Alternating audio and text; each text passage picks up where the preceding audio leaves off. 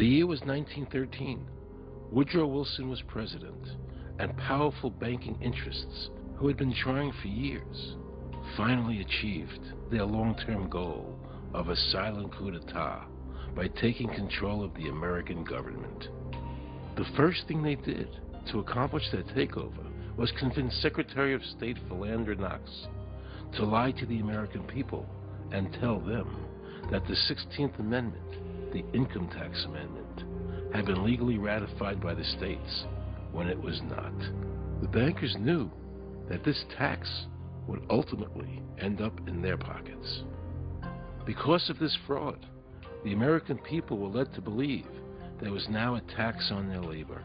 Congress and the President are completely aware of this fraud, and it was even cited in a recent court case.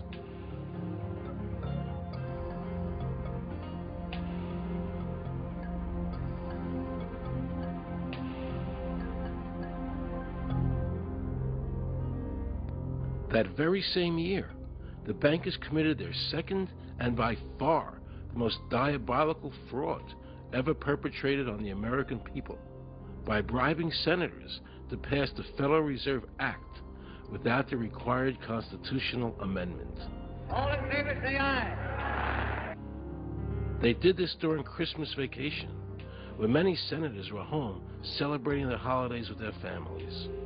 And that's how the unconstitutional Federal Reserve Act came into being. They were very clever, and they understood that whoever issued the money for America would control the government. The bankers won, and the American people lost, because most politicians will sell their soul for $1. And now the Federal Reserve could issue dollars legally. As Mayor Rothschild said, "Give me control of a nation's money supply, and I care not who makes its laws." He knew that he and the other bankers would now control the laws of the nation. Government gave these bankers one of its most important powers, and now had to borrow money from them and pay interest to finance the government. So the American people were forced to lower their standard of living and pay a graduated income tax to the government, just so the government could give these bankers more profits. President Woodrow Wilson, who signed the Federal Reserve Act into law, later said, in regret, "I am a most unhappy man. I have unwittingly ruined my country. A great industrial nation is now controlled by its system of credit. We are no longer a government by free opinion, no longer a government by conviction and the vote of the majority, but a government by the opinion and duress of a small group of dominant men." The Federal Reserve was created by Congress in 1913, and it was entrusted with the power granted originally to the Congress by the U.S. Constitution to coin money and regulate the value thereof.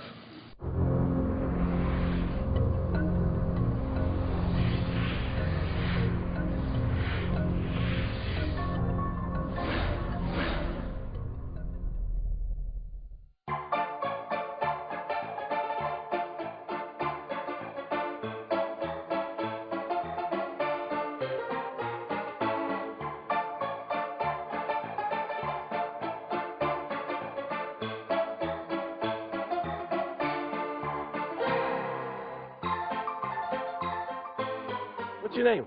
Jan Crafting? Hi, Jen. I'm Aaron Russo. I produced the movie Is this a joke? Am I gonna No, make no, it no, look it's not a foolish? joke. Okay, good. No. I produced the movie Trading Places with Eddie Murphy and The Rose with Bette Midler, many movies, and I'm doing a feature film.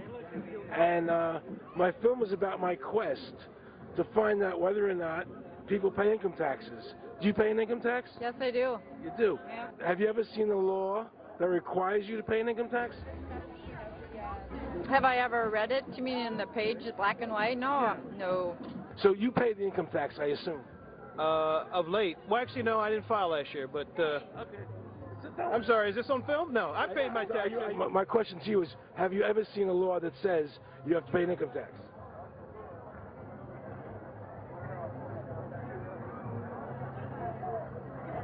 The law is that guy that wears that badge and a gun. That's the one that puts you in jail. That's the law. Actually, I can't stand the IRS. They're evil. Do you have any fear of the IRS? Not really, because I'm Canadian. I think it's actually unconstitutional, is what I've heard. Right. But to avoid any hassle, I pay it. If there was no law and I wasn't afraid of them coming and taking me to jail, absolutely, I wouldn't pay taxes. Okay, then no, I wouldn't pay income taxes. It's a no-brainer. You wouldn't pay it. I wouldn't pay it. Why would anybody? Because that's what they tell us we must do, else we're bad Americans. Would you pay it? No. Would you pay it? No. Why would you pay taxes if you don't have to? The income tax is not legal because it would be a direct tax and it is not apportioned as the Constitution demands. If it's against the Constitution, then why are we doing it?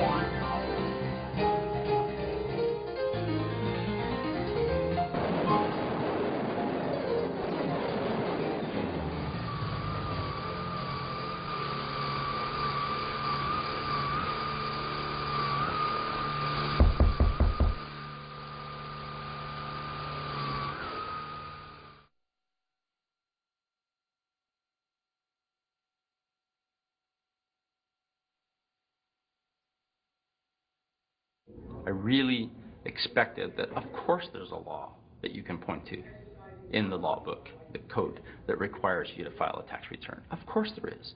Maybe I don't know what it is right then as he was speaking to me, but sure. So naively, I agreed to go off and research it and get back to him.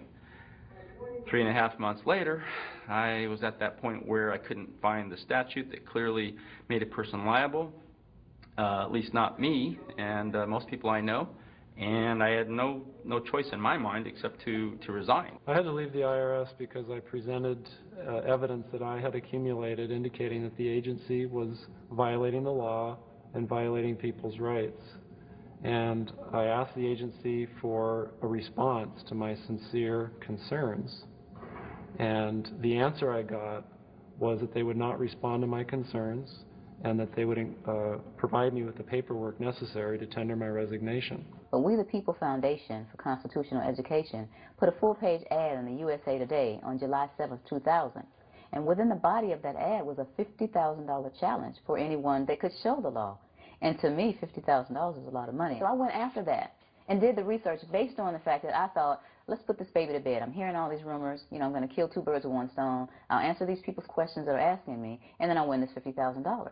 And, based on the research that I did throughout the year 2000 and that I'm still doing, I have not found that law. I've asked Congress. We've asked a lot of people in the IRS commissioners, helpers. They can't answer, because if they answer, the American people are going to know that this whole thing is a fraud. I was surprised to hear these highly trained and decorated IRS agents telling me there was no law requiring American citizens to file a 1040 or to pay an income tax on their labor. I haven't filed an federal income tax return since I left. I have not filed a tax return since 1999. Approximately 67 million people don't file an income tax return. I made a decision to go to Washington so I could attend the We the People Foundation press conference. They were going to serve a class action lawsuit on the IRS, signed by over 3,000 people, because the IRS has refused to show the law that makes Americans liable to file a 1040 or to pay an income tax on their labor. I was very curious as to why the IRS refused to show the law, as it seemed such a simple thing to do. Yet I was skeptical about the Foundation's claims. There had to be a law, right? I mean, we've all been told over and over and over again that we had to pay income taxes. No answers, no taxes. No answers, no taxes. No answers, no taxes. Most people believe that the income tax system is legal and that the revenue from the tax is used in the public interest. However, there is a substantial, conclusive body of evidence that proves that our income tax system represents the most pernicious form of tyranny. It is the greatest hoax ever perpetrated by government against the working men and women of America. American citizens, along with the Foundation, have been asking the IRS to specifically provide them with the underlying legal foundation upon which they administer and enforce the personal income tax laws in our country. At the national level, when people would attempt to contact somebody of a much higher authority, say the commissioner, same kind of thing. They would get answers that were in effect non-answers. There are a group of people standing outside today who assert that no law requires you to pay taxes and that you will not answer their petition to the government as to whether they're required to pay taxes. Are they required to pay taxes? I've been paying my taxes ever since I had my first job, and I think it's a fundamental construct of our nation that those of us who expect and demand the services from our government that the government provides, be they the protection of our country through the military, or be they the education of our children, or be they the protection of our environment, that we must pay for those services. So yes, I think there is a fundamental obligation, and that it's an understood and well accepted one.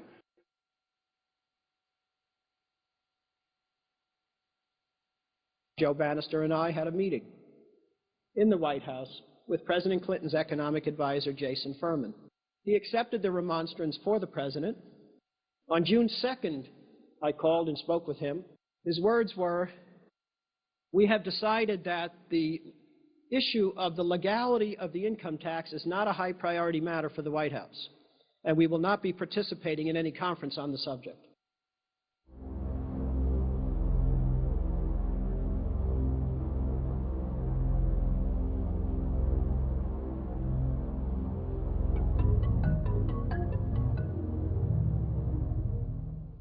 I decided not to eat until my death or until the government agreed to send their experts to meet with the experts from the tax honesty movement. And with the help of Congressman Bartlett, a deal was made. I'm very pleased that through these several trying weeks and now months, that we have secured the agreement of the IRS and the Justice Department, because some of the questions are beyond the purview of IRS, that they will both attend a public symposium where these issues can be formally addressed. Last Thanksgiving, DOJ and IRS notified Congressman Bartlett that they would not participate. Congressman Bartlett then waited until late January. He informed me that he would not be participating. Why do you think you've been able to get away with not paying or filing your income taxes for so long? Well, first of all, I've not gotten away with anything. I'm not hiding from anyone. I'm simply asking the IRS to show me the laws that apparently require me to do these things, and they are suspiciously reticent to answer questions from me, and of course there are millions of other people, many other organizations who have attempted to get answers. They act very suspiciously when asked to simply sit down at the table with the American people and discuss what their obligations are. Rather than pulling up a chair, they pull out a club. As a matter of fact, David K. Johnston of the New York Times asked Terry Lemons of the IRS, why won't the IRS answer the questions set forth in the petitions from the American people? Mr. Lemons' response was, the government is answering the questions through enforcement actions in the courts.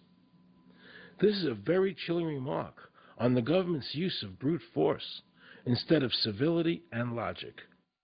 The federal government itself refuses to provide the American people who are coercively being subjected to this extraction of their private property without any underlying legal justification. There is no law that requires the average American worker in the private sector to pay a direct, unapportioned tax on their labor and compensation for services. There is no law. The march will stop in front of the IRS building. They are now going to serve a class action lawsuit on the IRS. Very courageous. My name is Charles Bell, and I'm here to serve this complaint on behalf of the American people to the Internal Revenue Service. The complaint is accompanied by an affidavit. It's under the hand of Robert Schultz. Case was served. We'll call you with the case number. Case has been filed. We'll call you with the case number. Thank you. Okay, thank you. We appreciate your time. America, baby! Freedom! Today, effectively, the people have said to their servant government that that our rights are not going to be any longer denied, and that we're going to have answers to our petition, our legitimate lawful petitions for redress of grievances, which are guaranteed in the First Amendment to our Constitution. So once and for all, we will get an answer. On August 31st, 2005, federal judge Emmett Sullivan ruled the government does not have to answer the American people's questions, even though it is guaranteed in the First Amendment. Our courts have made a decision that government does not have to show the law that it enforces. And the press never reported on this. Have we given this judge the authority to overrule the Constitution, the very foundation of American life?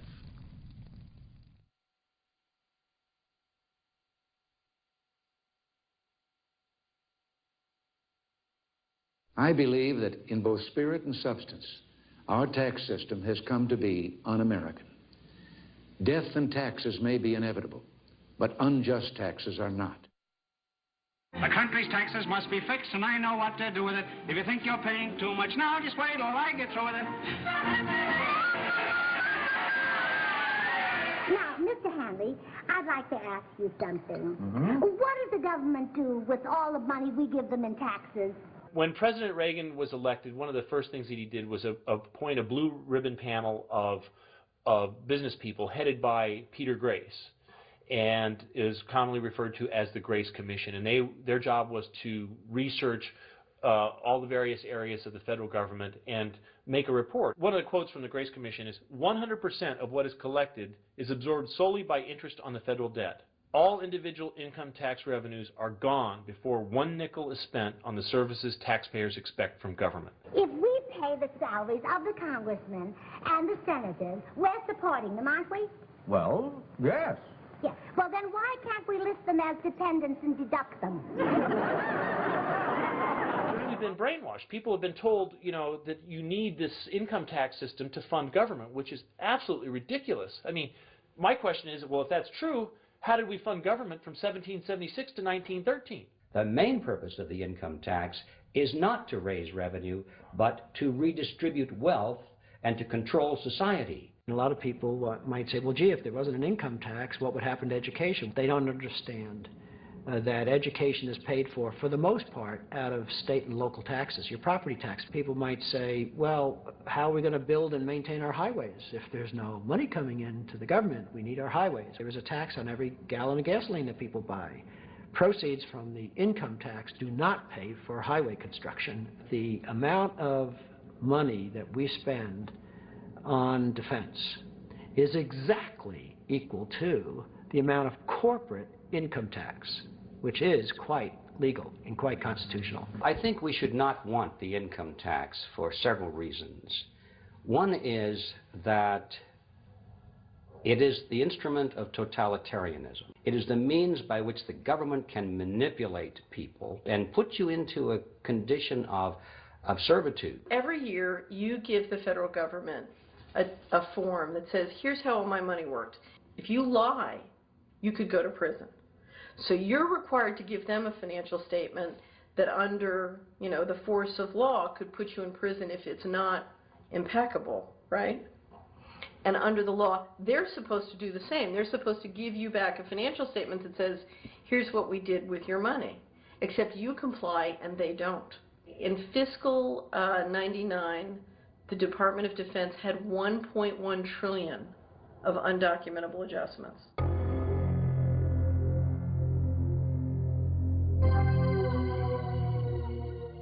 The following year, they had $2.3 trillion of undocumentable adjustments.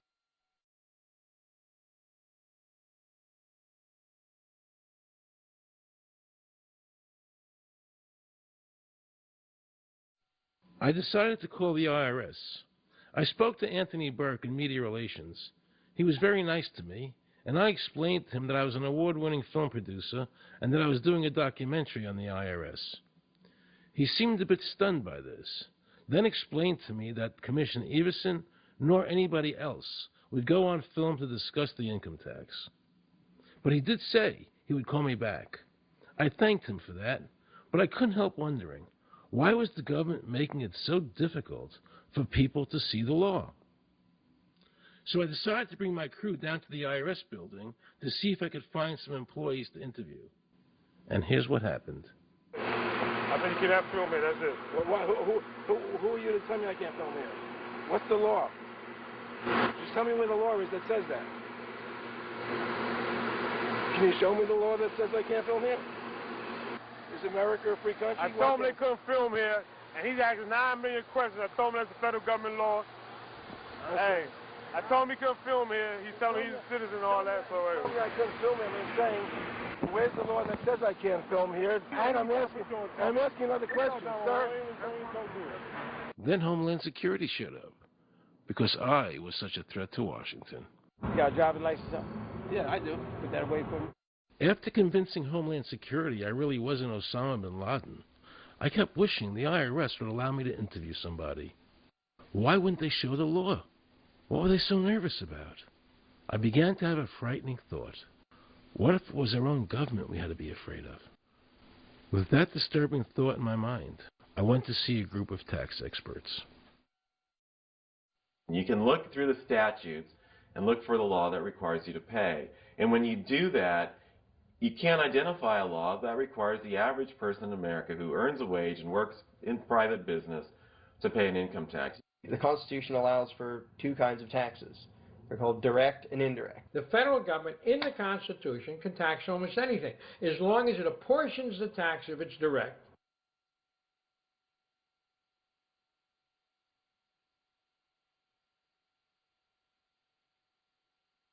The indirect tax is, for example, an excise tax. I can avoid the excise tax on gasoline. I can choose to ride my bicycle.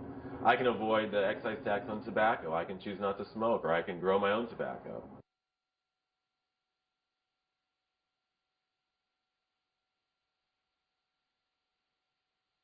The income tax which is being applied now doesn't meet the criteria of either direct or indirect taxes. The IRS claims that in 1913, the 16th Amendment, the Income Tax Amendment, allowed the government a third form of taxation. What was the Supreme Court's ruling on that? The Supreme Court in the case of Stanton versus Baltic Mining. I mean, what could be clearer than this?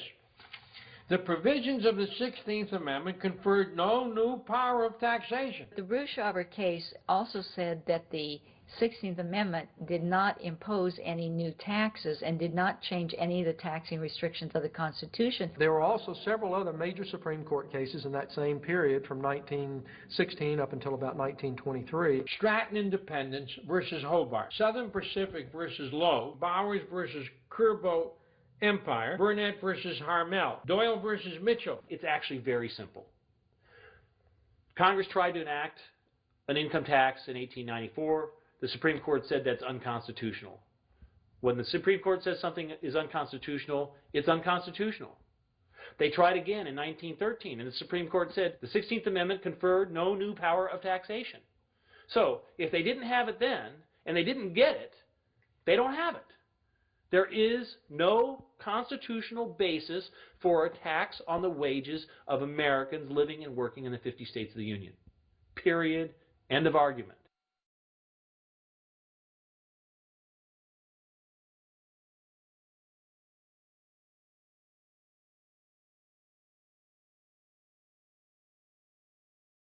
I have a letter here from Daniel Inouye's office of the United States Senate that says, based on the research performed by the Congressional Research Service, there is no provisions which specifically and unequivocally require an individual to pay an income tax.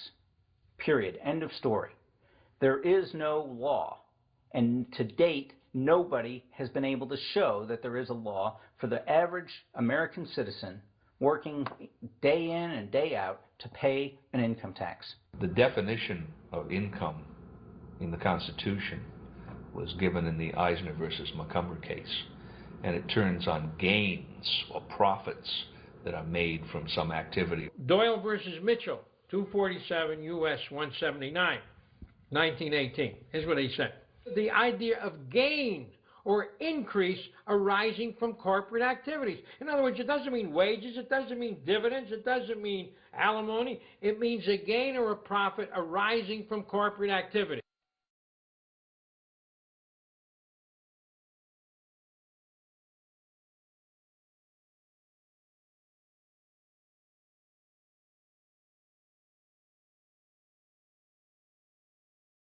These liens that are recorded against people by the government for tax liens are nothing more than allegations. They are non-substantive. They have never been determined by a neutral third party, such as a court, to have one shred of validity. If you ever get a notice of an audit or anything else, the first thing you should do is a Freedom of Information Act request for records that they're using to substantiate or justify the audit. There is nothing in the Internal Revenue Code that creates any such thing as an income tax evasion or crime. There's nothing in the code that allows IRS agents to seize property. The government is involved in judicial blackmail. The government knows that if it legally seizes somebody's property, that person doesn't have the funds and he can't even get a lawyer who can help him. I conducted investigations in the Title 18, the Criminal Code, the U.S. Criminal Code. And in there, the statutes and the regulations are very specific as to what's violating the statute. In the Internal Revenue Code, Title 26, there's nothing specific in there. I mean, even the FBI is feared the IRS. You have to understand that an agency which will unlawfully impose a tax that doesn't exist is not going to care.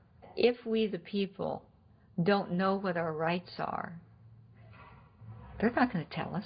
If Americans just learned that the IRS was actually knowingly deceiving them, that would be enough for them to rise up and put a stop to it. This small booklet includes the Constitution of the United States, the Bill of Rights, the Declaration of Independence.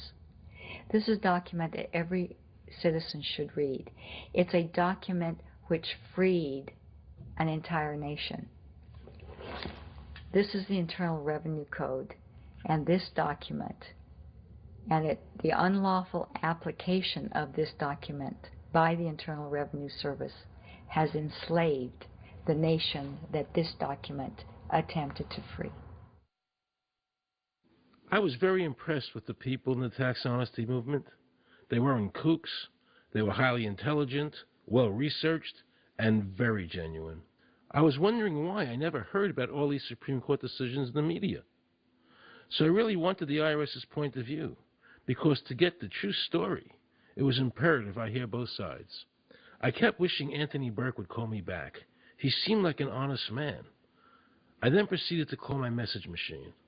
Hi, this message is for Aaron Russo. This is Anthony Burke at the Internal Revenue Service. Let me suggest some people that you might want to think about talking to. One would be Don Alexander, who's a former commissioner who's here in town in Washington. Another would be Sheldon Cohen, who is both a former commissioner and former chief counsel. All of those guys, I think, could answer your question about, where in the tax law it says that you have to pay taxes. Wow, good news, I thought. So I called Sheldon Cohen because he used to be the IRS commissioner. He wrote the tax code, and he was also general counsel to the IRS. He is a true expert, and I couldn't find a better person to answer my questions. He graciously agreed to my interview. The reason I'm doing this documentary is because there are many people in America today who believe that there's no law that requires them to pay an income tax or file a 1040. And there are many people going to jail for it, fighting over it. The Internal Revenue Code is authorized by the 16th Amendment. I think it should be clarified. I think government should be transparent to the people. Why doesn't the IRS commissioner sit down with them and just explain it in clear English? Why? I don't think they really care. They don't think. I think they're just playing word games. You don't think they're sincere people? No, I don't think they're sincere people. What does voluntary compliance mean? And why does the IRS code say it's voluntary to comply, not mandatory? That's a word euphemism we use. We use voluntary compliance when we talk about traffic signals. Most people, at 2 o'clock in the morning, do you stop at a red light? Yeah. Is there a cop there? Sometimes I don't. Well, I do, and most of us do. Most of us do. Right. But that's voluntary compliance. That was a complete perversion of logic. Traffic laws state that it is mandatory to stop at a red light. The IRS code says it's voluntary to comply. Mandatory and voluntary are the complete opposite of each other. Yet he wants us to believe that they mean the same thing.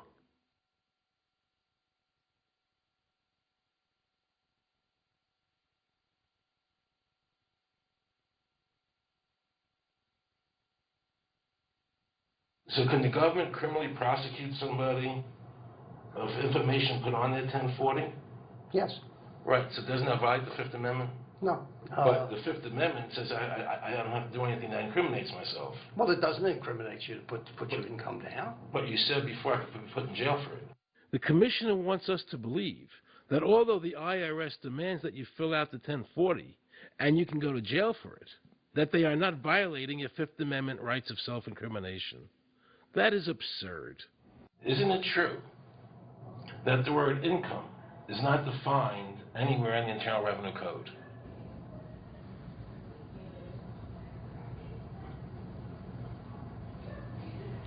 The law says that the government has a right to tax income from any source derived. So, but the word income is not defined in the code.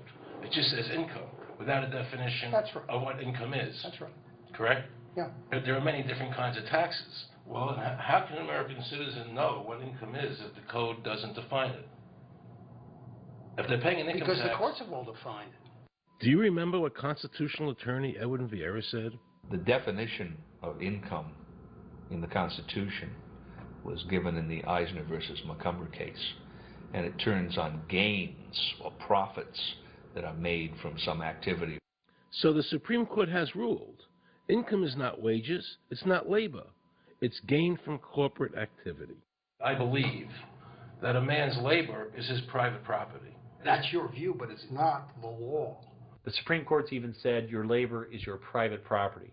When I go to work for somebody, it's a trade. It's an even exchange. I do some work, you give me some money.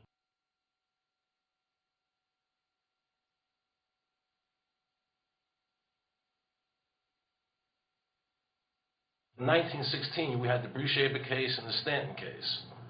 And the Bruce-Shaber case and the Stanton case said that the 16th Amendment gave the government no new taxing power.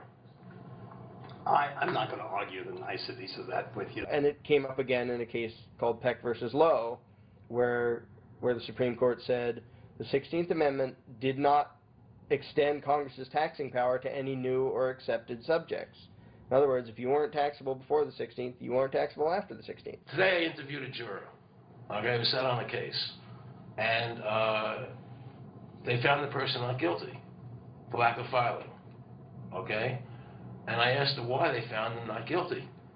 And she said because the IRS couldn't show us the law that made him liable to file a 1040. All they need to do, if there is a law, is to show us the law, which, of course, they never did. And the reason they didn't do it was why? Because there is no law. Title 26 requires you to file a return. But doesn't Title 26 have to be in compliance with the Supreme Court decisions? You're going to take a 1920 case and superimpose it on the whole Internal Revenue Code that was written after it? No, that's not. I can't believe what I just heard. Rewind. You're going to take a 1920 case and superimpose it on the whole Internal Revenue Code that was written after it? No, that's not. Remember he said earlier the Internal Revenue Code was authorized by the 16th Amendment? The Internal Revenue Code is authorized by the 16th Amendment. Remember, the Supreme Court said the 16th Amendment did not give the government any new taxing power. These decisions have never been overturned. Let's listen further. Can the lower courts overrule the Supreme Court? No. How are they putting people in jail today for not paying a tax on their labor when the Supreme Court said they don't have to? Doesn't the IRS code have to be in compliance with the Supreme Court? That's my big question. This is a waste of time. Well, Because whatever I say, you're not going to believe. He's right. I don't believe him. And neither should you. He wants us to believe we should obey the IRS code, which is being enforced in violation of the many Supreme Court decisions. If the Supreme Court made a decision... Thank you, Aaron. I think we're finished. I'm sorry, Mr. Cohen, you're doing that. Well, I'm sorry that you constantly re-argue the point. You're liable because the law says that you're liable, and the courts say the law says you're liable, and that's why you're liable.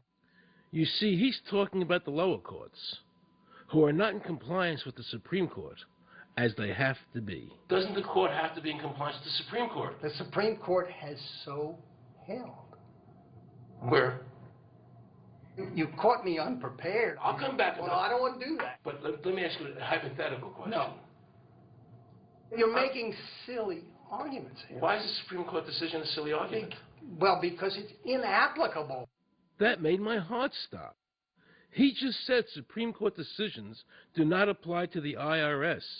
That's the behavior you would expect from a totalitarian country, maybe China or Russia or Cuba. Not from America. They're just making up the law as they go along. Now I knew the tax honesty movement was right. The IRS thrives on intimidation and fear, not by law. It's no different than a criminal protection racket, using force to extract your money from you. Then the former IRS commissioner, now working at a prestigious Washington law firm, threatens me. Watch. Aaron, you understand Yiddish. Cornish to helfen. For those of you who don't understand Yiddish, that means nothing will help you. Now it all became clear. I understood why the IRS wouldn't go on camera and talk about where the law was. I understood why all the senators I called refused to be interviewed. There is no law.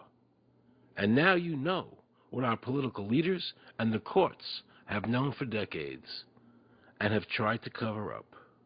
The United States Constitution strictly forbids a direct, unapportioned tax on the wages and salaries of American citizens. The United States Supreme Court has consistently ruled that the income tax is a tax on profits and gains, not on labor and wages. On behalf of the American people, I challenge the IRS to show me a statute that allows a direct, unapportioned tax on the wages and labor of the American people. And if I'm wrong, I will give my most humble apologies to the IRS.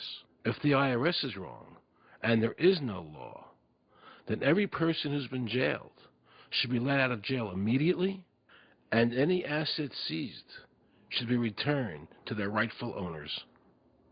If this is a nation of laws and a free country, then the IRS should show the law to the American people. I felt an overwhelming need to understand why juries were finding innocent people guilty of not filing a tax return when there was no law requiring them to do so. So I went to talk to Marcy Brooks, a juror who used her common sense and did not allow the judge to railroad the jury into a guilty verdict.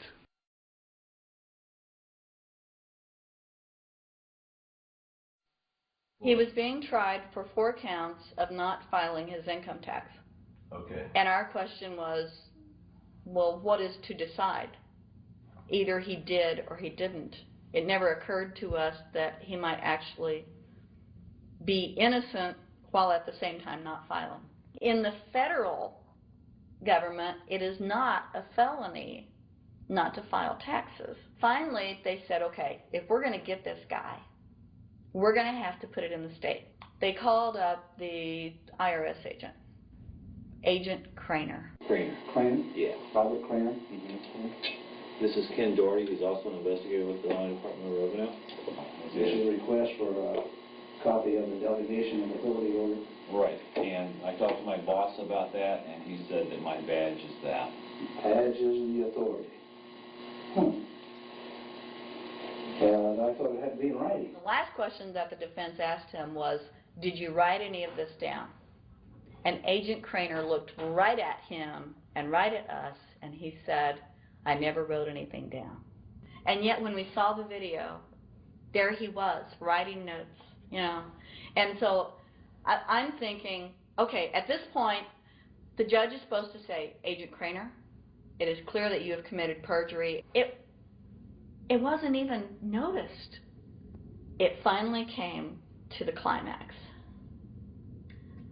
Mr. Harrell looked right at the prosecutor, and he said, "I will tell you the same thing I have told over and over again to government officials. You show me the law that requires me to file a tax return, and I'll be glad to do it." And again, I ask, under what is the requirement that you claim and are required to do so? And the requirement under the regulations is what section? My question to you is, what particular act are we discussing here that I am liable to do these things that you claim I'm liable to do? Your exact question would be again? Okay, what is the section that what? But I guess I'm still not understanding your question, Mr. Harrell. Well, you must be familiar with what that you have the police powers to enforce. The prosecutor absolutely ignored him. And he started slandering Mr. Harrell. Just started attacking his character. They're calling us tax cheats, they're calling us fanatics, they're calling us weirdos. I don't care what you call me, but I have one question. Where is the law? Show me the law. They can't let this turn into a rational debate, because if they do, they lose it. So they have to insult people and say it's frivolous. We felt like that there was an overall arrogance and that they were railroading Mr. Harrell and wanting us to participate. Judge Coogan, he looked right at us and he said, "I will instruct the jury according to the law." We were sent to deliberation. The judge promised us that he would give us the law. And we looked and we looked and it was not there. We wrote a note to the judge asking for a copy of the law. 10 minutes later, we get a note back. "You have everything you need." But there was no law. And he had promised us. At that point, I felt betrayed. I felt like this man promised us the law, and that's what this whole thing is about, the law. We request it, and he still denies us the law. And the reason they didn't do it was why?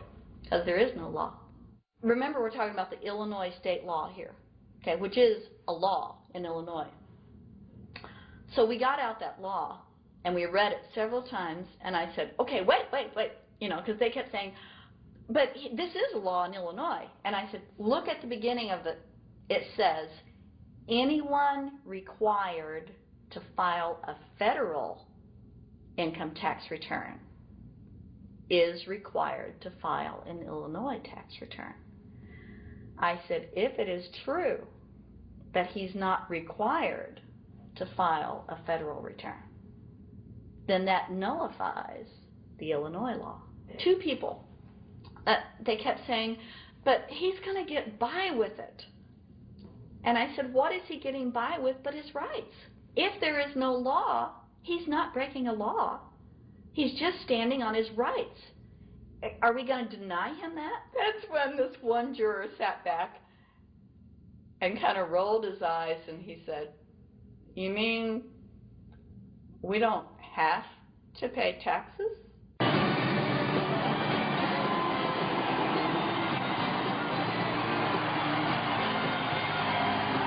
All of a sudden we realized that this trial was much bigger, and the ramifications of this trial were going to be so broad if it actually got out.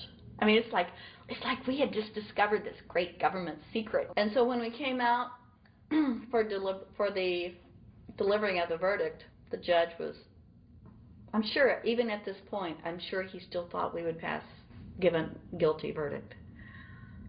And the reason I say that is because of the look on his face when the first not guilty was read. His face just turned white.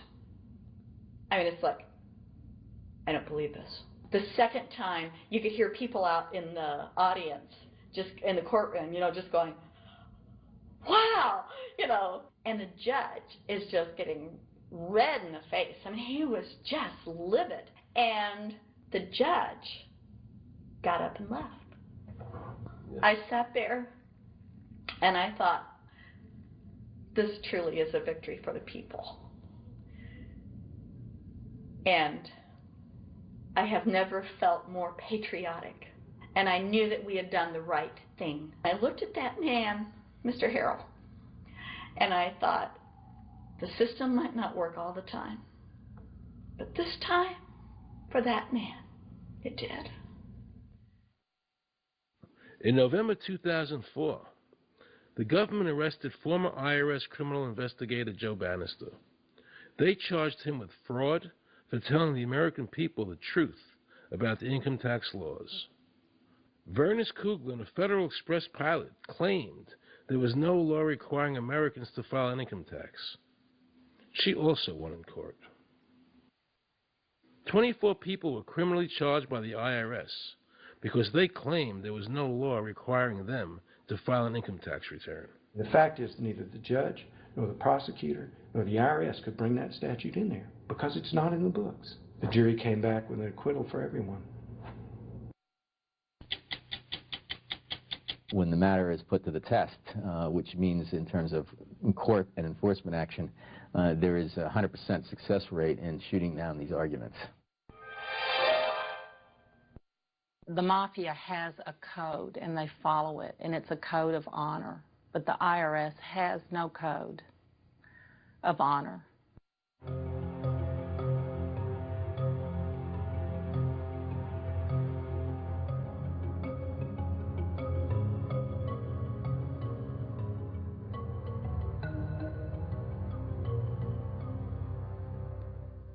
Meet Judge Dawson, a federal judge presiding over the Irwin Schiff tax case, who denied Irwin the ability to prove to a jury that there was no law requiring Americans to file an income tax return. He denied Irwin the right to prove to a jury there was no law by stating, "I will not allow the law in my courtroom." But the judge made sure the government never had to show the law as written by telling the jury, "You must follow the law as I give it to you." Nobody can know what the law is, because the law is what the judges say the law is. The lower courts today will not allow people, especially in tax cases, to bring in Supreme Court decisions as their evidence.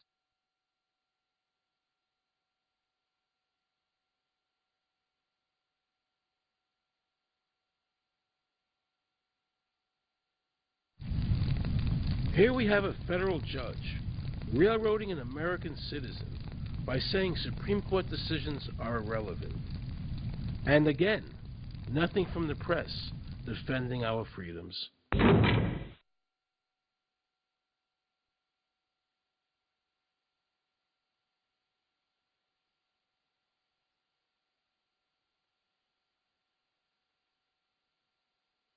So if you ever find yourself as a juror on a tax case, be sure to ask the judge to show you the statute written by Congress that allows the government to tax the wages of the American people. If the judge can't show you the law, then how can you possibly, in good conscience, convict someone and destroy their life?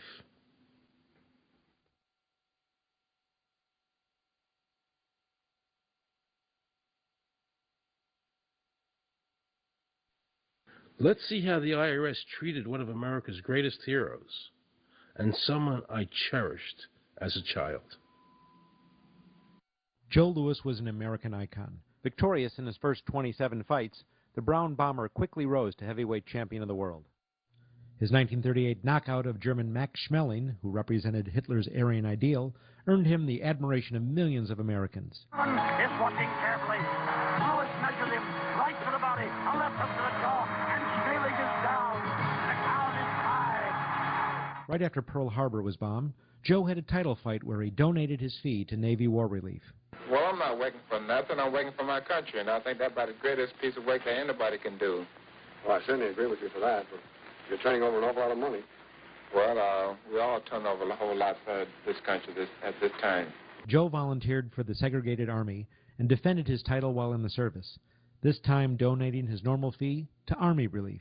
I'm only doing what any red blood American would do.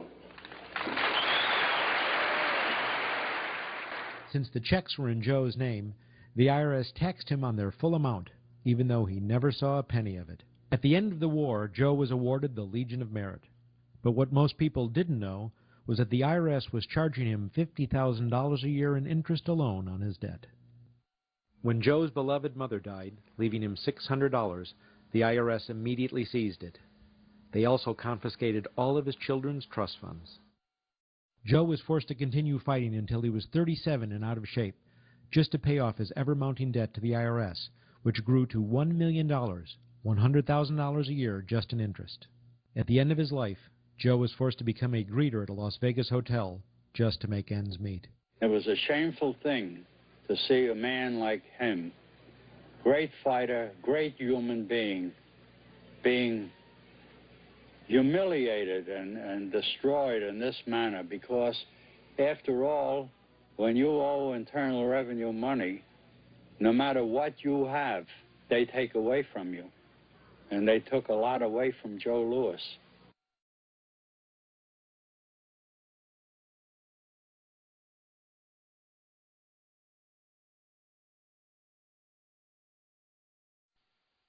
I made a decision to drive to Virginia Beach from Washington because I had heard stories about two law-abiding families who had been brutalized by the IRS. They were falsely accused by their bookkeeper of being drug smugglers and tax cheats. And incredibly to me, without any investigation, the IRS proceeded to raid their place of business and their homes, even though they had done absolutely nothing wrong. On Saturday morning, 4 different raiding parties proceeded to raid 4 locations on a Saturday, the day before Easter.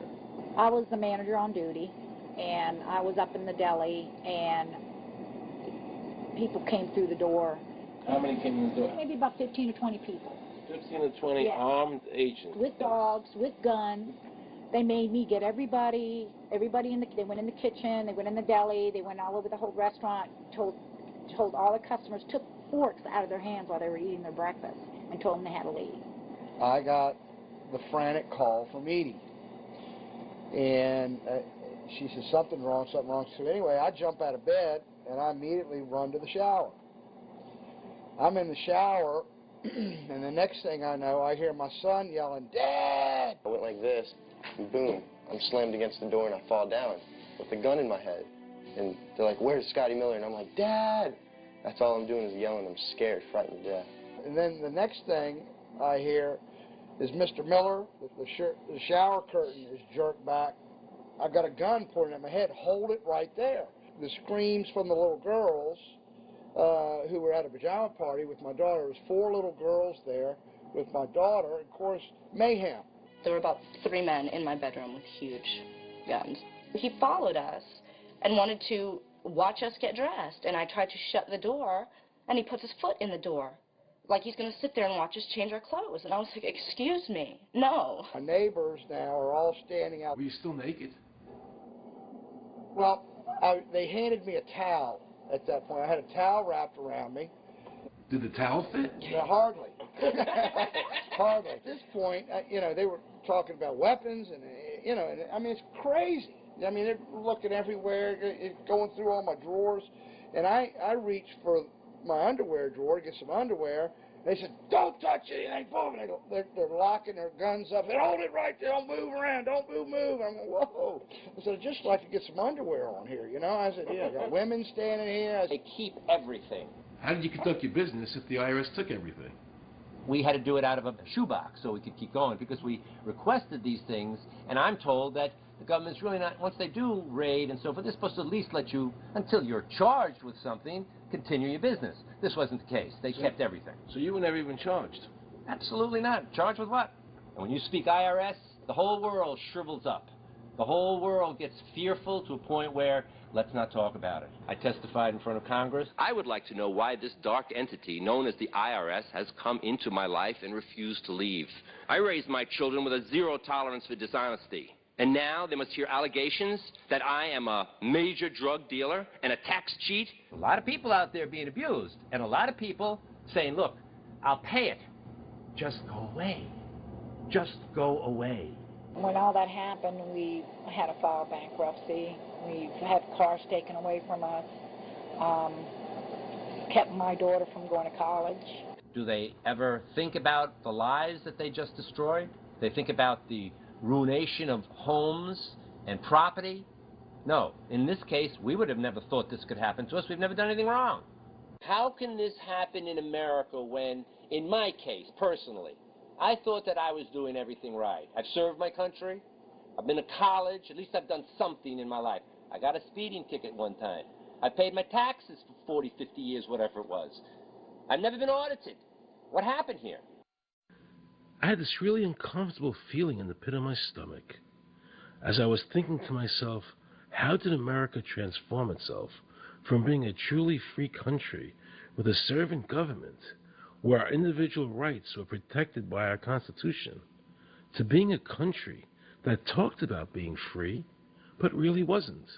The change started when the Federal Reserve came into existence and America adopted one of the major planks of the Communist Manifesto by bringing to America this central bank.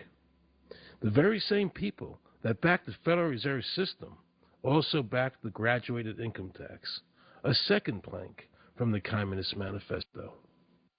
You know that the Federal Reserve is a private bank and not a government agency? No, I wasn't aware of that. It's a private bank? That would scare me quite a bit. What if you learned that the Federal Reserve makes money off the taxes you pay? How would you feel about that? Angry. Like I'm feeling right now. I would feel cheated by my government. I'd be angry. It kind of sucks. They're pretty much in control of everything. I decided to drive back to Washington to see Dr. Ron Paul. He had been a congressman for over 20 years. I had met him previously in 1998 when I was running for governor of Nevada, and I knew him to be an honest and sincere man, and I thought he'd be very helpful in letting me know what the future holds for the American people. Who owns the Federal Reserve? It's secret, and we can't find out what's happening. But the Congress created it, and it's not authorized in the Constitution. The government borrows money from a private corporation using the name Federal that prints United States on it, and then it pays back to the Fed, which is owned by private banks. We don't know who all those private banks are. The money that the government is paying back to the private bankers is the money that comes from you and me. Why in the world would the American government borrow money and pay fees on it when it has the authority to make the money itself interest-free? The Federal Reserve is no more federal than Federal Express. I've never seen a full list of ownership for the Fed. I don't think anybody has. The government works for a private bank, and the private bank works for its owners, the true masters. People talk to me about, the issue of Republican versus Democrat, as if they don't get it. And I say, look, here's the way you get it. It's organized crime. All you do is you call the Republicans the Genoveses, and you call the Democrats the Gambinos. The people at the top, they treat it like a crap game, like it's their crap game, like they're making lots of money. Occasionally, somebody at the table shoots each other, but the moment anything threatens their crap game, they all unite to protect it. They're both controlled by the same financial, economic, and corporate interests. Once the banks get into the picture and they form a partnership with the government gives them the legal power now to create bank-issued money backed by the coercive power of government to require everybody to accept that bank money. In the course of the last century, they have converted this nation from a nation of independent freeholders to a nation of employees. And they're just one step away from being serfs. Most people spend the great bulk of their money for taxes, interest, and inflation. And all of that money goes to these two groups that comprise the cartel and their partner, the federal government. It's not a coincidence. So if Congress used its legal authority to shut down the Federal Reserve System, the American people would be much better off. Government should create issue and circulate all the currency. Creating and issuing money is the supreme prerogative of government and its greatest creative opportunity.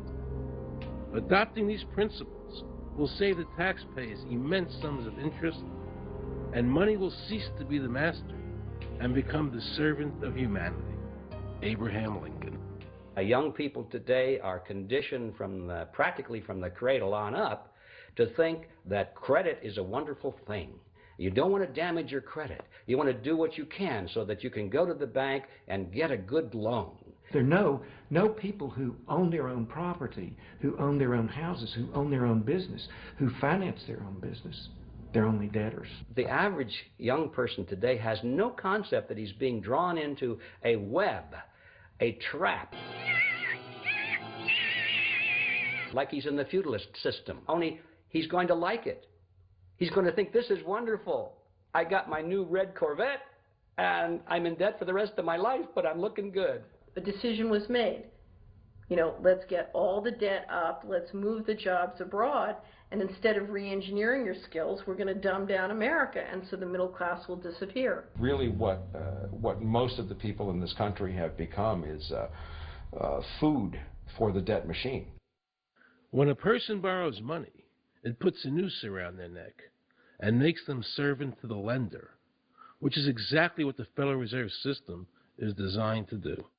And now our Congress, so dominated by the banks, is helping them to entrap people even further by passing new bankruptcy laws, making it more difficult for the people to declare bankruptcy and get a fresh start, while at the same time allowing the banks to charge very high rates of interest. This is the way the Democrats and Republicans, working with the banks, legally enslave the nation. Credit card industry is a huge political contributor. And unfortunately, a certain number of... It just seems so, like I say, just bald. You know, this idea that credit card industry gives a lot of money to the government so they will protect them even to the just abject disinterest of their own constituents. That happens kind of a lot. The board of directors of the Federal Reserve System is chosen by the president from a list prepared by the bankers themselves. The process of finding a Greenspan replacement is ongoing and is being managed by a small group of people responsible for coming up with a list of nominees. It's important that whomever I pick is viewed as an independent person from politics.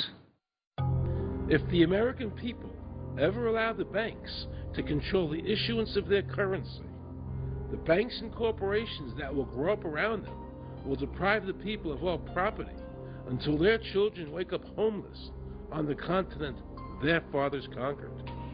Thomas Jefferson.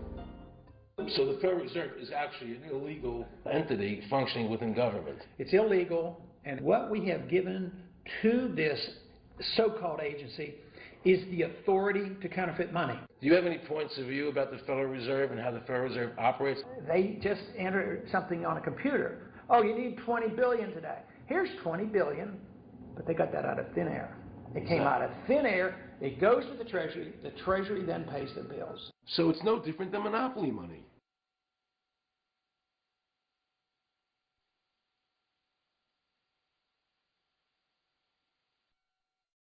The cost of living is so high today because the Federal Reserve and the federal government have destroyed the purchasing power of the dollar. The dollar today is actually worth about 4 cents, despite the fact that the government, the Federal Reserve, and the media keep telling us that they're protecting the value of the dollar. This is a lie. All countries who have ever attempted to create money on thin air, the currency is eventually destroyed. Why did we give a monopoly of creating money out of thin air to a private corporation? The result is exactly the same as if someone were picking your pocket every year, because that's exactly what they're doing. Originally, paper was a receipt which is used as evidence that the money exists. Over the years, of course, the government has disconnected the paper from the actual tangible substance, which is money. So now we have a piece of paper which is evidence of nothing. In the past, people were able to take their receipts, the paper, to the bank and get the real money, the gold, in exchange for the receipt. This limited the amount of money that could be printed, thereby protecting the purchasing power of your savings. You don't have to worry. That's good, because I work 3 jobs and I feel like I contribute. You work 3 jobs. 3 jobs, yes. Uniquely American, isn't it? I mean, that is fantastic. In the absence of the gold standard, there is no way to protect savings from confiscation through inflation. There is no safe store of value. Gold stands as a protector of property rights. Alan Greenspan, before he went to work for the Federal Reserve System.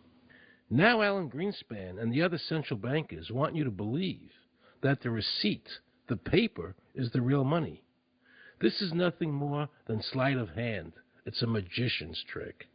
Because for them to maintain control over the government and the people, they have to convince you that this paper is really money, because that is the essence of their power and our powerlessness to maintain control over our own government.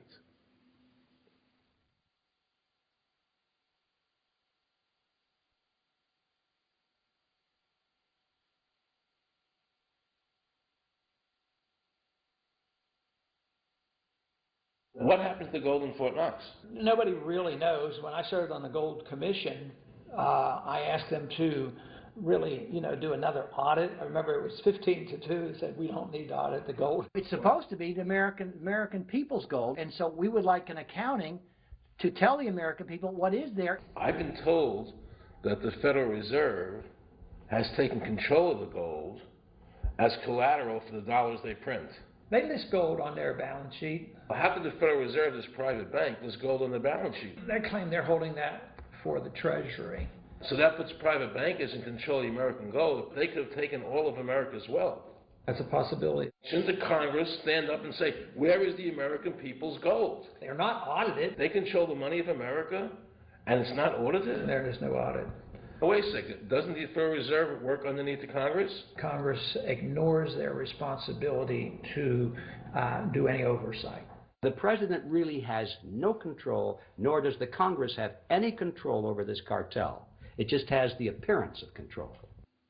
In the final analysis, the Federal Reserve bankers, with the help of the Democrats and Republicans in Congress, have swindled the American people. They have taken the true wealth of America, the gold, and given us a piece of paper in return. And again, not a word from the press. These frauds are going to continue until Congress is no longer intimidated by the Federal Reserve bankers, and Congress uses their legal authority to shut down the Federal Reserve System and to stop this loss of our freedoms. Is there a law that requires people to file a 1040? Not explicitly, but it's certainly implied. Well, implied by force. Yeah. But is there a law? I can't cite a law, no. I cannot. But, if they think it's the law and they have all the guns, it's an authoritarian approach. Well, yeah, but that's authoritarianism. Yeah. That's not a country run by law. Do you think America is going deeper and deeper into becoming a police state? And if so, in what ways do you see that as a congressman? Yeah, I think we're moving in that direction because there's not much we can do without permission. The absence of a police state is that people are free, and if you don't commit crimes, you can do what you want. But today, you can't open up a business, you can't develop land, you can hardly do anything. You can't go to the bank, you can't go to the doctor without the government knowing what you're doing. They talk about medical privacy, that's gone. Financial privacy, that's gone. The right to own property, that's essentially gone. So you have to get permission from the government from almost everything. And if that is the definition of a police state, that you can't do anything unless the government gives you permission, we're well on our way. This is something that people eventually, I hope, will get sick and tired of and say, enough is enough. I sincerely believe the banking institutions having the issuing power of money are more dangerous to liberty than standing armies. Thomas Jefferson. You must understand the Federal Reserve is a cartel made up of the major banks in America, and they are the ones that are running the show, not the federal government.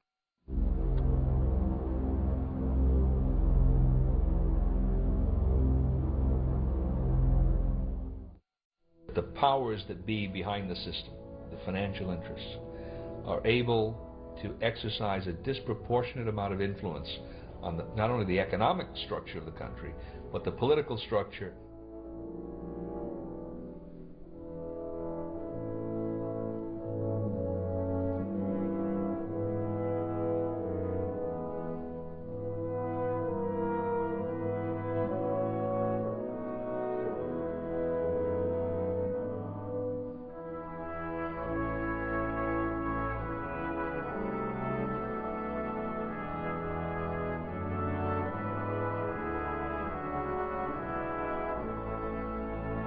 This would be like the ultimate reaching of government into our personal health lives, which would be unbelievable. And not even our government, some, bureaucratic, diffuse, multinational, secretive government.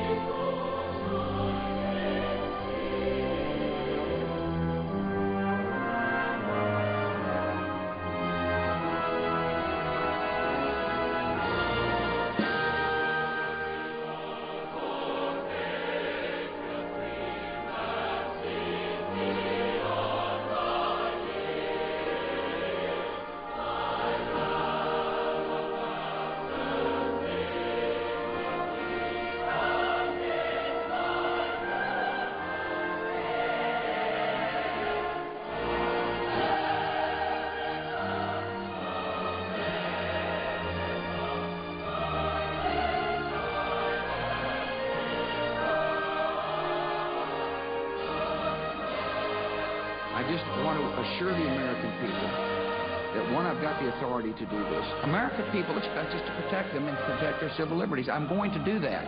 Preserve, protect, and defend the Constitution of the United States. The Constitution of the United States. So help me God. So help me God. So help me God.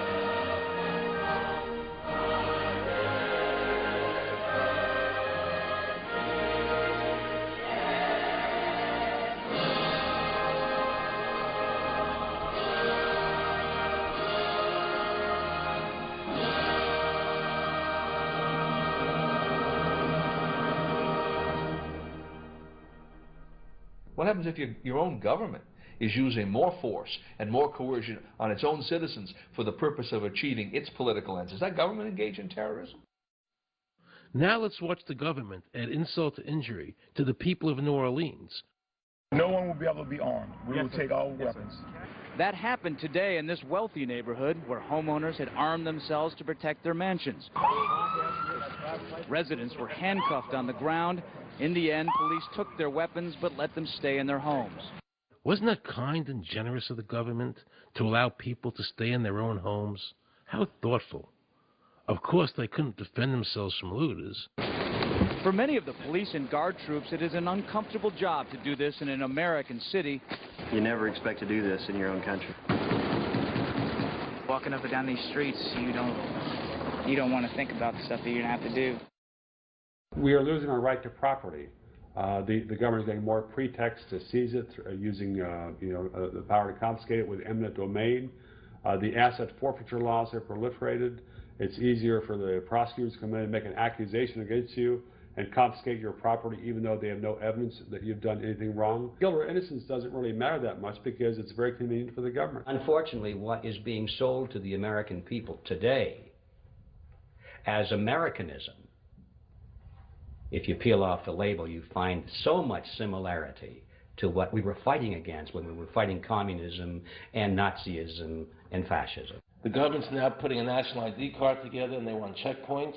We will be carrying our papers, and they have recommended there'll be checkpoints throughout the country. Isn't that what Nazi Germany did that everybody in America was against? Papers, please. May I see your papers? May we see your papers? I don't think I have them on me. In that case, we'll have to ask you to come along. Wait, it's possible that, yes. Here we are. These papers expired 3 weeks ago. You'll have to come along. Halt!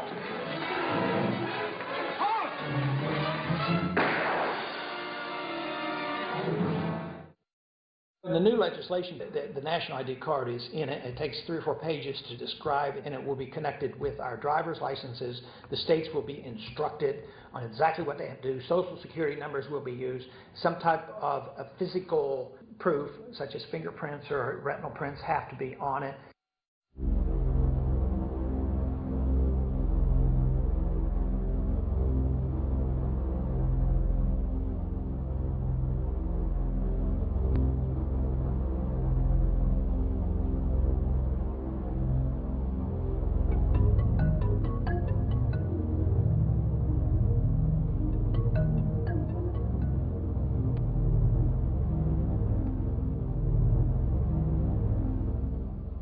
It is time to wake up, America. These ID cards are not about defeating terrorism, but they are all about controlling the American people. I arranged an interview with Catherine Albrecht, a leading authority on the RFID chip. Her book entitled Spy Chips is the definitive book on this subject. I wanted to find out just how dangerous these chips are to our liberties. RFID is a technology that uses tiny computer chips the size of a grain of sand or even smaller, hooked up to miniature antennas to transmit information about items at a distance. Back in 1999, Procter & Gamble, Gillette, and MIT got together to find a way to commercialize this technology and make it small enough, make it efficient enough, and make it low cost enough to, essentially, their dream is to put one of these tiny computer chips on every physical item manufactured on planet Earth. The latest technology for identifying people at the point of sale, for identifying people when they make purchases, is actually the implantable chip that you can actually embed directly into human flesh. It's a tiny glass capsule about the size of a grain of rice. It contains an RFID computer chip with a coiled antenna, and it can transmit information also at a distance.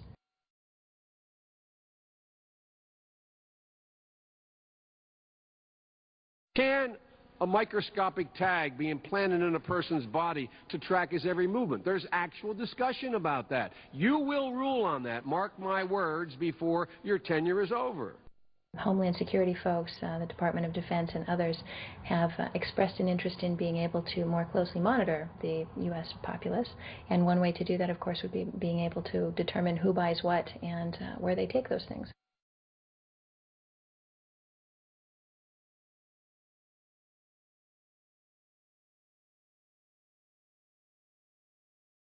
Radio waves can travel through walls, they can travel through wood, they can travel through the things we normally rely on to protect our privacy.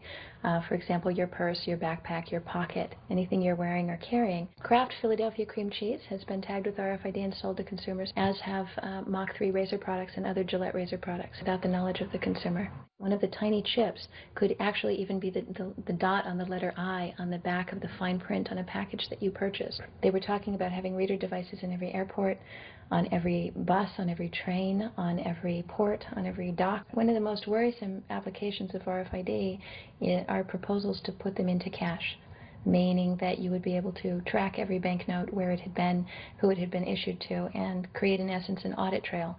That would essentially take away the anonymity of cash that we now enjoy today. The ATM machine itself, as the money came through the roller device, would be reading each number, and they would know who you are because, of course, you identify yourself at the bank before you take money out. And down the road, when you go to pay at a major retailer, it would also be possible for them, as they're putting the money into the cash drawer, to simply feed it through a little reader device. It would go in, it would tag that number and transfer possession from Aaron Russo, say, to Walmart. Once everything you do is tied down to a single number and there is no longer the ability to pay with cash, then all it takes to render you a non-citizen is to simply turn that chip off. You will no longer be able to really participate in any function in society, including buy food.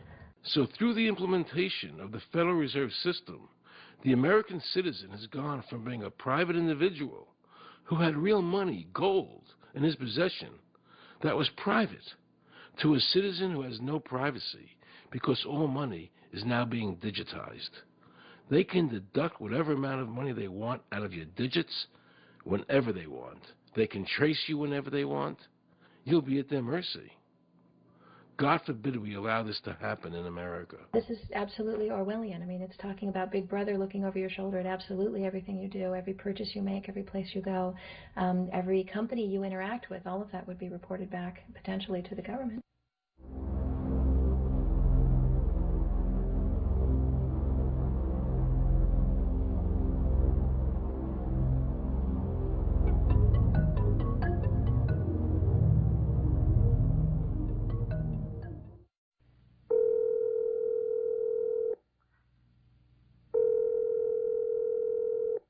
Pizza Palace, guaranteed hot in 30 minutes or it's free. This is Mary. May I take your order? Hi, Mary. Yes, I'd like to order. Is this Mr. Kelly? Yes? Thank you for calling again, sir. I show your national identification number is 610-204-999-8-45-54610. Is that correct? Yes. Thank you, Mr. Kelly. I see you live at 736 Montrose Court, but you're calling from your cell phone. Are you at home? I'm just leaving work, but I'm... Oh, we can deliver to Bob's Auto Supply. That's at 175 Lincoln Avenue, yes? No, I'm on my way home. How do you know all this stuff? We just got wired into the system, sir. Oh, well, I'd like to order a couple of your double meat special pizzas. Sure thing. There'll be a new $20 charge for those, sir. What do you mean? Sir, the system shows me that your medical records indicate that you have high blood pressure and extremely high cholesterol. Luckily, we have a new agreement with your national health care provider that allows us to sell you double meat pies as long as you agree to waive all future claims of liability. What? Do you agree, sir? You can sign the form when we deliver, but there is a charge for processing. The total is $67 even. $67? Well, that includes the delivery surcharge of $15 to cover the added risk to our driver of traveling through an orange zone. I live in an orange zone? Now you do. Looks like there was another robbery on Montrose yesterday. You could save $48 if you ordered our special Sprout Submarine Combo and picked it up yourself. Comes with tofu sticks. Those are very tasty, sir. Good value, too. But I want double meat. Well, I'm sure you can afford the $67 then. You just bought those tickets to Hawaii. They weren't cheap, eh? Oh, but I see you checked out the budget beach bum at the library last week. Up to you, sir. All right. I'll get the Sprout subs. Good choice, sir. Gotta watch that waist if you're hitting the beach, eh? 42 inches. Wow. Man, I'd say tofu and sprouts is, like, required. That's how much? Just between you and me, there's a $3 off coupon in this month's Total Men's Fitness magazine. Your wife Betty subscribes to that, right? Anyhow, clip that and it's $19.99 even. Whoa, looks like you maxed out on all your credit cards. Bring cash, okay? Have we become so controlled and so ignorant about our rights that big institutions and big government can do whatever they want with us, even without our approval? I knew for certain the Founding Fathers would resist to the death what is happening in America today. And I, for one, will not accept a national ID card. And if nobody accepts a national ID card, and nobody can board a plane without one, then let the airlines go bankrupt. And if you can't open a bank account in a big money center bank, then open an account in a small local bank. And if we can't walk into a federal building, I personally would consider that a blessing. Don't allow these institutions to dictate to us how we conduct our lives. This is America, and we have free choice. But we the people have all the power, not the government. Government gets its power from us, not the other way around. Think of all the men and women who died in all our wars, fighting for freedom, not Federal Reserve bankers. Do you think they sacrificed their lives so that Americans can be chipped like a dog? So we could all have a homing device inside us? No. This ID card is the last step before they implant us. And that's precisely the reason nobody should accept one. And you know what they're going to do? They're going to call on the propaganda machine, the media, and try and sell this as if it were in everybody's best interest. We're working on a product that we have called internally a PLD. PLD stands for Personal Locating Device, which is an implantable GPS for which our company owns a patent. The hybrid of the two of these products, being Digital Angel and Verichip is what we call PLD. PLD should be in prototype form by the end of this year, by December of 2002, and we are already working with the Food and Drug Administration as well as legislative agencies with these products and ultimately with the PLD.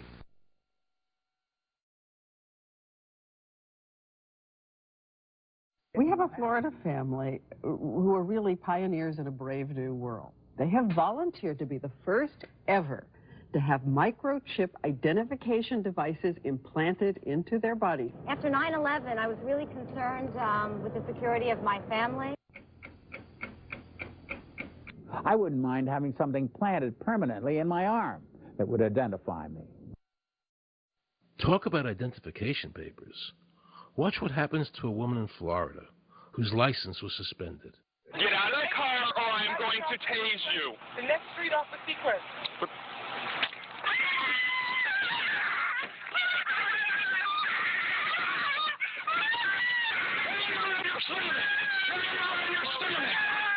On your stomach. Do it now. Put your hands behind your back. Do it now. Do it now or you're going to get tased again. Do it now. Do it now. On your back. Put your hands behind your back. Put your hands behind your back. I can't. Sure you can. Come here. Ow, ow, ow. Oh, got it. You got blood on her. Oh, my God. You tased me and you handcuffed me? Yep, you're under arrest. For what reason? Your license is suspended. All the power is in the people. And to the extent that government becomes alienated from the people, does things that people don't want, power is transferred until you finally come to a police state, totalitarian state, whatever word you want to give it, where the desires of the people really have no consequence. They go out and they vote. Doesn't make any difference which candidate they elect.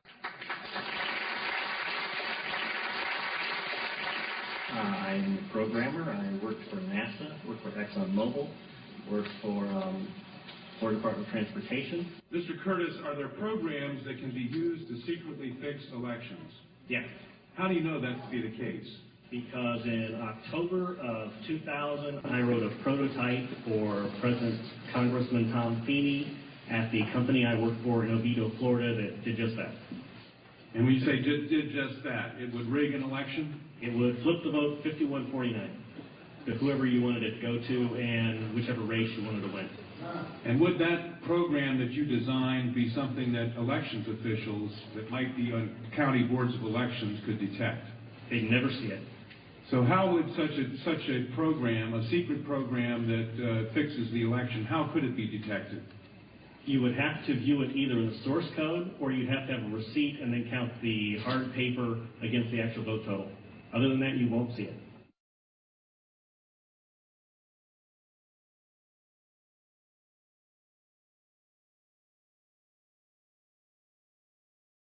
Given the availability of such vote rigging software and the testimony that has been given under oath of substantial statistical anomalies and gross differences between exit polling data and the actual tabulated results, do you have an opinion whether or not the Ohio election, presidential election, was hacked? Yes, I would say it was. So in other words, there's absolutely no assurance whatsoever in anything with regard to these machines? Absolutely none.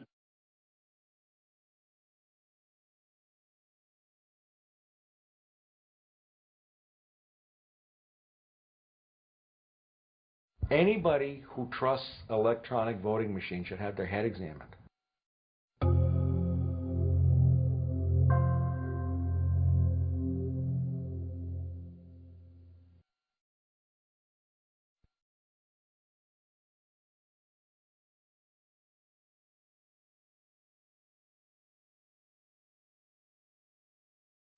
Now we can see a new world coming into view. A world in which there is the very real prospect of a new world order. The new world order will be built. An end run on national sovereignty, eroding it piece by piece, will accomplish much more than the old-fashioned frontal assault. Council on Foreign Relations. We shall have world government, whether or not we like it. The only question is, whether world government will be achieved by conquest or consent. Paul Warburg, Counsel on Foreign Relations and architect of the Federal Reserve System. There's a group that get together internationally and they sort of play God with our money. You think that's part of what George Bush said was the one world order? They can't have a new world order only with a world police, military. Right. I think the financial system ultimately is even more important than the guns. The central bankers of the world are working together to create a one world government, a global police state as sinister as anything George Orwell ever wrote about, where every person on the planet Earth will have an RFID chip implanted, where the bankers and the governments can monitor every transaction you make. A chip in everybody would be the universal monetary system par excellence, because there'd be no escape from it, and you'd be totally under the control of those who issue the electronic impulses in that chip. Their strategies are being accomplished through the World Trade Organization, the International Monetary Fund, and the Bank for International Settlements, which is the central bank for all the central banks of the world. Most people don't have a clue that these unelected private bankers actually control the governments of the world. They have financed and profited from every war since World War I without concern for humanity. The war in Iraq is an attempt by the Federal Reserve and their partner, the Bank of England, to control the Middle East and to make it a part of the New World Order. To defend the New World Order, U.S. soldiers will have to kill and die. Arthur Schlesinger, Counselor on Foreign Relations. Military men are just dumb, stupid animals to be used as pawns in foreign policy. Henry Kissinger, Counsel on Foreign Relations. Now let's listen to this quote by Robert Reich, a member of President Clinton's cabinet and one of his most trusted advisors. The dirty little secret is that both houses of Congress are irrelevant. America's domestic policy is now being run by Alan Greenspan and the Federal Reserve. America's foreign policy is now being run by the International Monetary Fund. When the president decides to go to war, he no longer needs a declaration of war from Congress. Dr. Carol Quigley, professor from Georgetown University, who was also President Clinton's mentor, said in his book, Tragedy and Hope, the powers of financial capitalism had a far-reaching aim, nothing less than to create a world system of financial control in private hands, able to dominate the political system of each country and the economy of the world as a whole. And then President Clinton's Deputy Secretary of State, Strobe Talbot, said, in the next century, nations as we know it will be obsolete. All states will recognize a single global authority. All these supposed free trade agreements, NAFTA, GATT, CAFTA, are truly nothing more than the governments of the world and the central banks working together to create a one-world government. They are not free trade. These treaties are government-managed trade, and they are destroying the American worker. Through these treaties, the bankers are actually beginning to control the laws of the world. The fact is that this relationship between the bankers, the government, and the huge multinational corporations is the very reason why the government no longer enforces its immigration laws. The bankers want a one-world government without borders, and the American government is obeying them. If the government was so worried about terrorism, why are they leaving the borders open? But at the same time, telling American citizens they need an ID card with an RFID chip.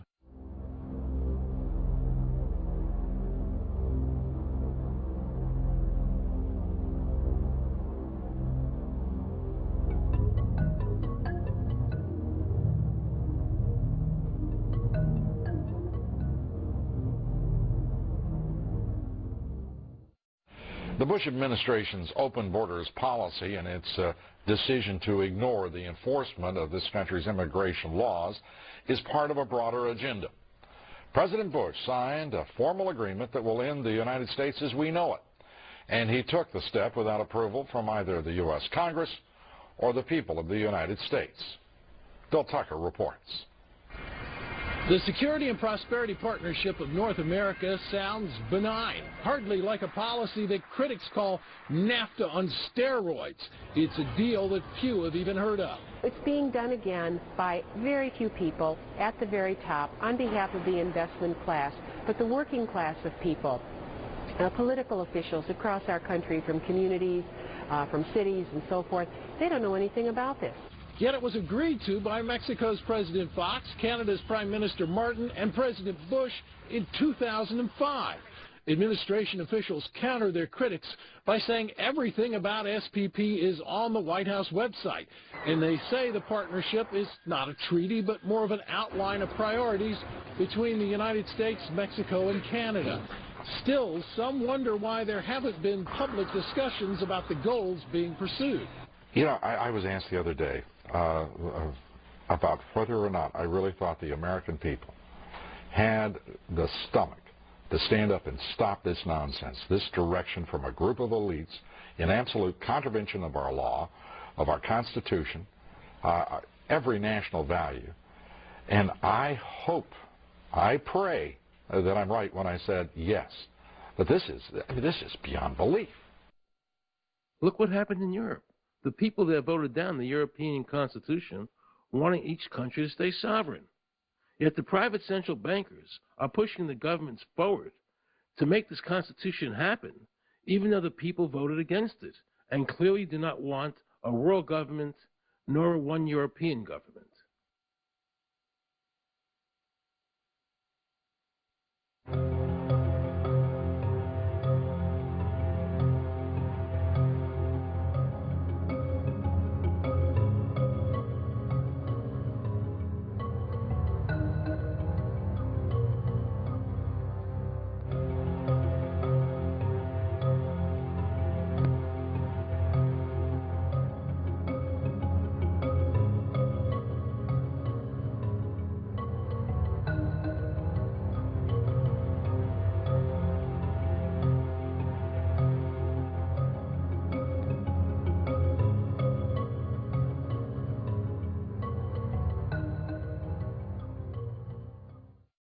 Now pay close attention to this quote by David Rockefeller, and you'll understand what is happening in the world today and where the American people are heading as a nation.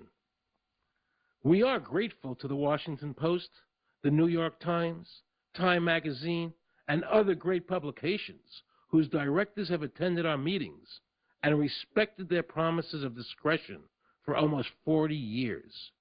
It would have been impossible for us to develop our plan for the world if we had been subjected to the lights of publicity during those years.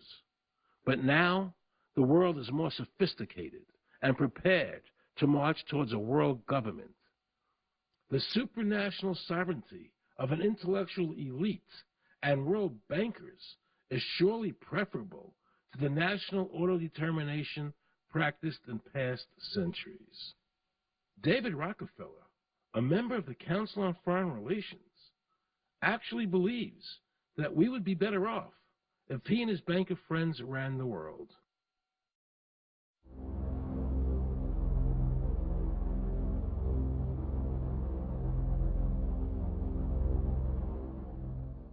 Benito Mussolini had a great quote about fascism. He said that fascism should be called corporatism more properly because it's the perfect merger of power between the corporation and the state. That's how we define fascism. And that's what we're seeing here. The media controls the information that a person gets. In various ways, they can make sure that the average American watching the tube or reading the newspaper is going to come out with a certain mindset. He's going to say, this is good, that's bad, and that's all they have to do. You look at the ownership of corporate media in this country. Who owns CBS? Viacom? Who owns NBC? GE? Who owns ABC? Disney? Americans have been taught to expect their salvation from government instead of recognizing government as the most dangerous threat they'll face in their lives. And the United States putting together a constitution now for Iraq. You know, why don't we just give them ours? I mean, think about it. It served us well for over 200 years, and we don't appear to be using it anymore, so what the hell?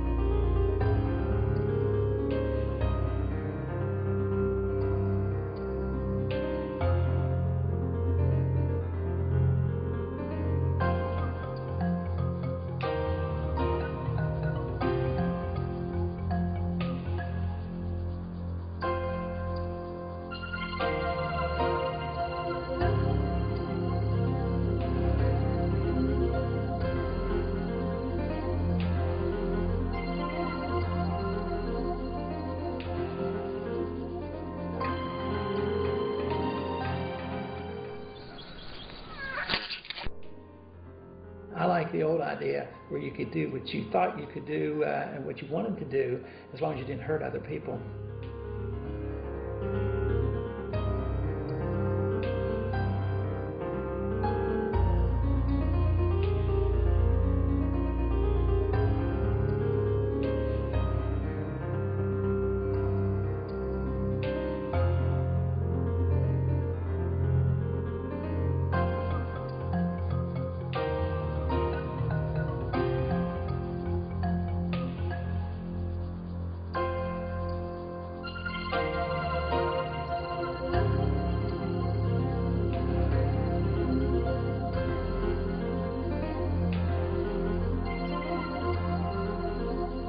I think that the ultimate choice that's being presented to mankind is that it's time to either evolve or perish. Grow up or die. Become adults. Act like adults. Take some responsibility.